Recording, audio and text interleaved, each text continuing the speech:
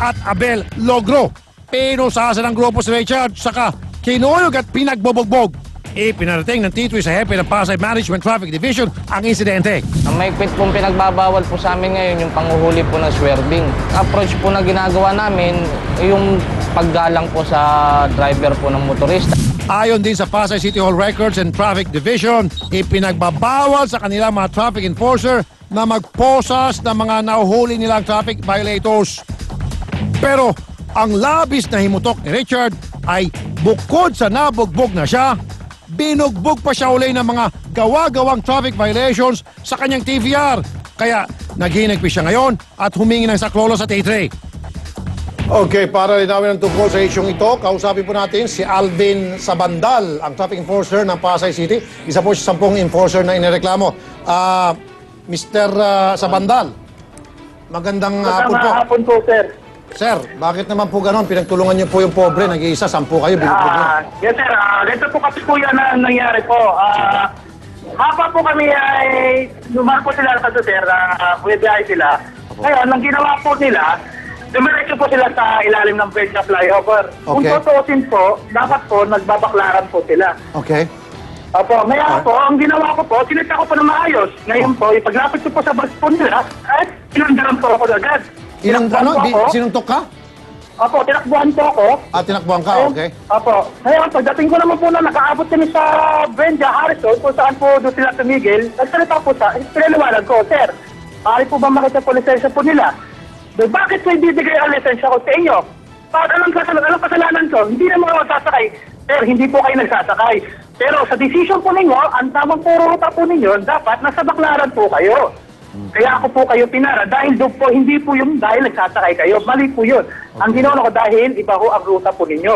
Dumiretso po kayo, mag-trip cutting po. Okay.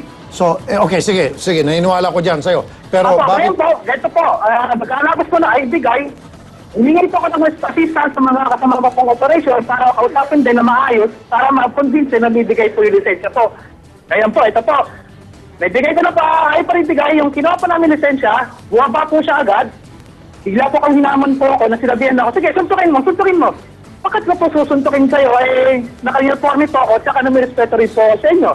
Samantalang kayo, inaamon Teka muna. Okay, kanina ka pa. Kanina ka pa satsat. Siguro 1 drum na laway ng nakonsumo mo. Okay. Yan nga po. Sandali lang. Ikaw naman, tumatalsik ng laway mo. Ay, shh.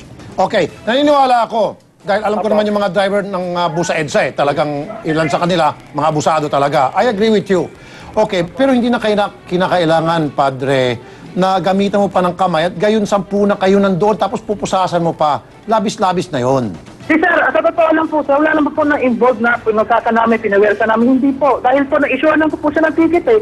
Wala po raso, para sakta po namin siya, o ikukulong. Wala naman po dahil nakuha naman po namin lisensya na maayos. Ibigita ko na lang po siya, katandali po niya sinasabi. Kung tutuusin po, binidedma ko na lang po yung mga sinasabi niya. Ano yung mga sugat-sugat sa kanya mga kamay na pinakita sa amin?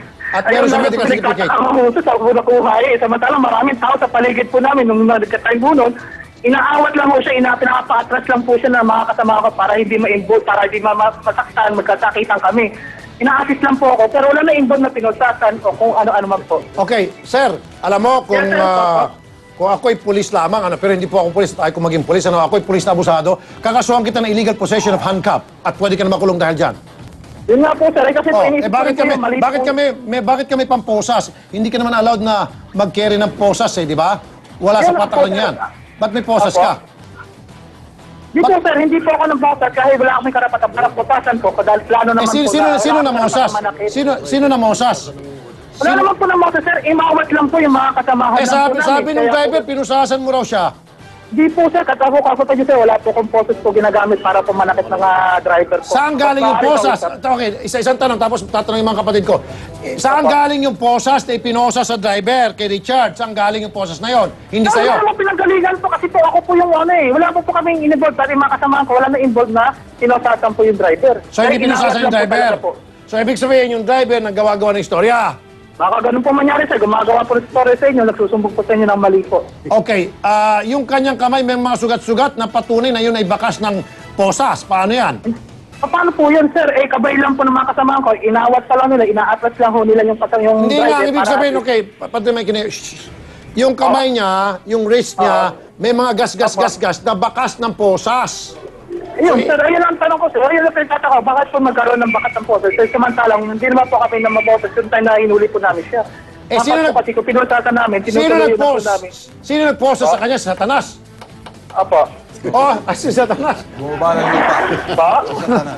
Ba? Sige, gusto mo kausapin? Mr. Sabandal, Sir, magandang hapon po. magandang hapon sa'yo. Alam mo, ha? Tama yung ginawa mo pagsita, pero mali yung ginawa mo, yung manner na bigyan siya ng ticket na kailangang 10 tao. Ako hindi naniniwala sa'yo na saksakan ka ng sinungaling. 10 na yung kasama mo, ipapalag pa ito. Kaya siguro ito nagkasugat-sugat dahil 10 kayo, ha? 10 na kayo ang umakyat doon sa kanya para i-restrain siya. Okay lang i-restrain, pero yung sugat sa kamay, may posas. Posas yun bakat ng posas. Huwag ka na nga magsinungaling sa akin. Akala mo naman yung mga tanga kami. Sir Rafi, Sir Erwin, magandang hapon po.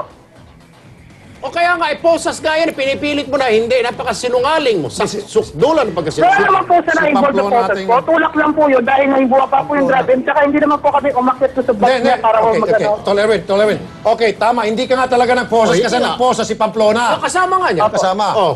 Di ba? Yung kasama niya. Oo. Di ba inamin mo? Di tama. Pinusasan ni Pamplona, hindi ikaw. Hindi ikaw. Hindi po, wala po na mokes po talaga kasi si Kasi Pamplona po, yun po yung ticket na in-issue po niya. Wala po na involved po na napokasan po.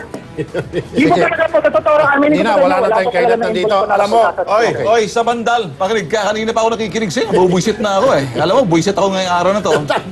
Pakinggan mo ako Para kang puwet ng manok sa dakdak ng dakdak. Di ka nga rito para masiko ng mukha mo dyan. Para may masampulan ako. O sige, Tol. Huwag ka magloko-loko sa bandal. Mainit ang ulo ni Tol Ben. Wala ako sa kondisyon yun. May mga naantala.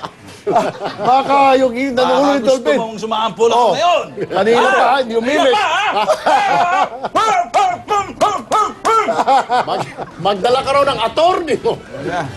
Kunin mo yung tatanggol sa'yo. Pati siya natawa. Tatawa ka. Isipin mo yung mukha mo maya, mawawala sa hugis siya. Okay, sige. Sige na. Salamat na lang ha. Apo sir, salamat po. Salamat. Sige. Sinungaling ito, Tol Rafi. Hindi. nangyayari dito. Ito na kayo, in fairness naman, ito, quickly lang. At talagang yung mga drivers na busa EDSA, although hindi lahat sila, karamihan sa kanila, talagang mga loko-loko. May Tama posas, naman. Maraming mga loko-lokong bus sa EDSA, ay driver na bus sa EDSA. Kaya kuminsan kapag nakikita ko minsan, may sinasapok, pinapalo, tinututukan, nagbubulag-bulag na lang ako. Dahil nakikita ko talaga kung kano sila kasero In fact, there was one time, yung buong family ko, muntik ma-wipe out. Dahil lang sa isang pasahero. Tapos yung bus, nag-dirty finger pa. Kinatak ko may isang pasahero pa malapit sa Q-Mart. Yung isang pasahero, nandun, nakatayo, yung itong dalawang bus, nagpapaligsahan. Bigla akong kinat. Talagang sob-sob kami. Abay. Akala siguro na hindi na ako papalag. Nag-dirty finger pa. Binaba ko, pero hindi ko inabuso. Sinabi ko lang sa mga pasahero, mga bossing, abusado tong driver niyo, baka addict to. Pinangaralan ko, sabay alis. Sabay kubulot ng Hindi. Okay, wala. Nasa linya ng telepono si Arturo Fortaleza, ang Hepe ng Traffic Management Office ng Pasay. Magandang hapon po, sir. Sir Rafi, magandang hapon po. Pasensya na kayo. Medyo nandito ako ngayon sa Batangas. Apo. Sa seminar natin, yung mga department head. Sir. Pero napakinggan mo po yung sir, yung conversation niyo po. Talaga po medyo questionable naman. Pero ang gagawin ko po dyan, pag-iimbestigahan ko yan at bigyan natin ng fair justice yung driver dyan. Kung talagang nagkamali rin po, sir, bigyan natin ng disciplinary action. Ayun lang. Okay, yun lang po, sir. I rest my case. Mabuhay po kayo, Mr. Fortaleza, bossing.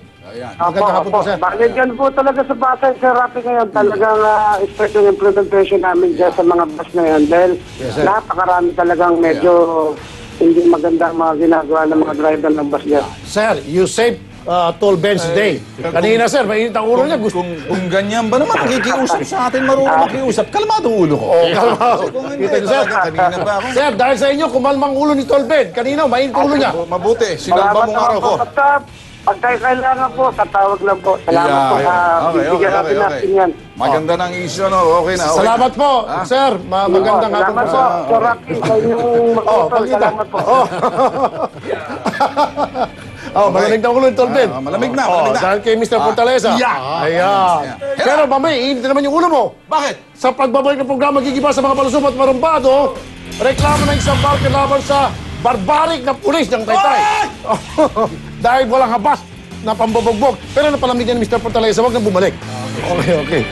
Sige. Huli sa akto ang isang empleyado ng Caloocan City Hall sa sobrang sigil ng sedula. Susuplahin natin sa Caught in the Act. Samang manglang walang alam, ituturo namin kung saang lugar sa Pilipinas bawal magdala ng mangga. Hoy! Ang di sumunod, Bakit? ay parusa. Kuwait ko.